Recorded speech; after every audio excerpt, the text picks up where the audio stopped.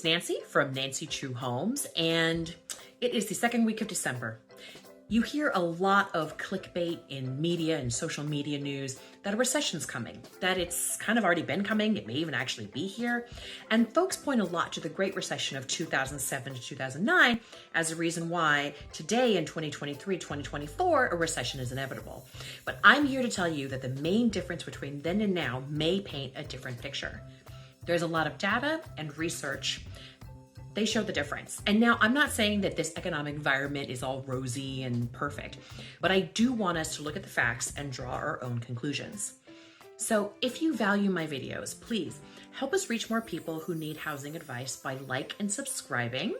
And also please take a moment now to pause the video, scroll down to the comments, and give me a reason why you think a recession may or may not be coming, and then join us back here. Okay. Thank you. And to get started, I think the most important thing is to first understand that the Great Recession was defined as like a severe drop in economic activity that officially started December of 2007 and lasted until June of 2009. And unfortunately was part of the cause of a global recession thereafter. We saw the housing market essentially fall to its knees, and subsequently large amounts of mortgage-backed securities and derivatives all tanked in value. So most pundits that suggest a recession in 2024 is inevitable are basing it on the fact that home prices were at their highest at the start of the Great Recession. And since home prices are even higher now, then a downturn in prices is inevitable, and this is going to cause a new recession. But when I studied up on home prices, I noticed something interesting. The truth is, home prices had actually peaked by the end of 2025, and they were beginning to fall in 2006, and by early 2007, a slew of subprime lenders had already filed for bankruptcy. And by June 2007, hedge funds were going down, and a large number of failing subprime loans had been packaged into those mortgage-backed securities that they had invested in. So by August of 2007, these losses were knocking out the underpinnings of our entire global lending system. Oh, by the way, if you want to take a couple hours out and watch the movie The Big Short, specifics aside, it will get you a pretty clear picture of all the red flags that the government and the financial industry were ignoring. After 9/11 and the dot-com implosion, the Federal Reserve had cut interest rates to stimulate the economy and encourage home ownership. So a lot of folks bought, resulting in kind of a real estate boom, right? And prices going up. But since the financial sector was a little less regulated, many of the loans were innovative, but sometimes they were just downright risky.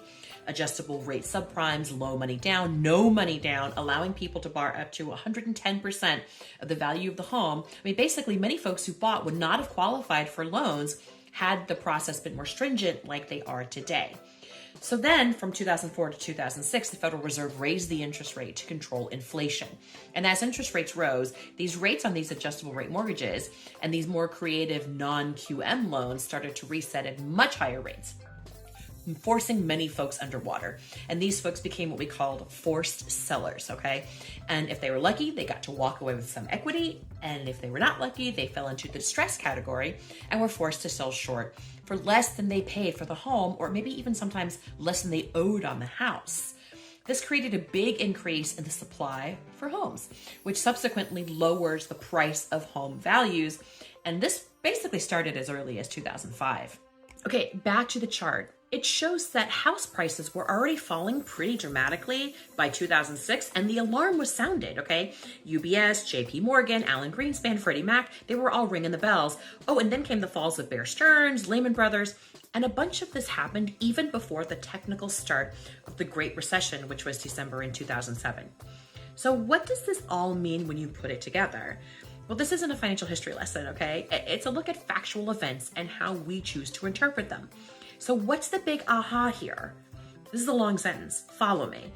The recession of 2007 didn't cause home prices to tank. It's actually the opposite. A credit crisis and a near decade prior of very irresponsible subprime lending, resulting in plummeting home prices that started in 2005, was actually what caused the recession. This may seem semantic to you, but you're thinking, who cares? It's all bad. But it does mean something if you're trying to figure out if a recession is coming or not in 2024. You're at a party, you're drinking, and you hear home prices are too high. It's gonna crash like 2008. Home prices didn't crash in 2008 because they were too high. They were already crashing in 2005. And they crashed because a bunch of people in the financial industry were trying to help. They were trying to make families more secure through home ownership. But they didn't anticipate that the folks in government didn't understand the economy as a whole and didn't know how to react to a collapsing financial system. Yeah, and Main Street suffered for it. People like you and me. Look, the economy as a whole is okay now, right? Manufacturing is productive, retail is doing well, crude oil prices are at like $70 a barrel, which is pretty darn low. Unemployment is low, and we haven't really seen home prices fall off a cliff like we did in 2005. And foreclosure filings in 2003 are still lower than they ever were, even at the lowest point in the beginning of 2005. Given all of this, I ask you, what is it about 2007 and 2023 that seem the same to you? If the recession of 2007 didn't cause home prices to tank, it's actually the opposite. The credit crisis and plummeting subsequent home prices starting in 2005 was the cause of that recession. Then what's happening now that points to a full economic recession? Home prices are too high. I just feel like it's going to crash in 2008. You just feel. That's not a good enough answer anymore. All right, guys, thanks so much for listening, and I look forward to talking to you next week. Oh, and if you ever want to reach me because you have real estate questions, you can always go down to the comments below and find the form that you can fill out in order to reach me so that I can help you find a real estate professional in your area, or mortgage professional, or construction professional, whatever you need. All right, guys, look forward to talking to you later.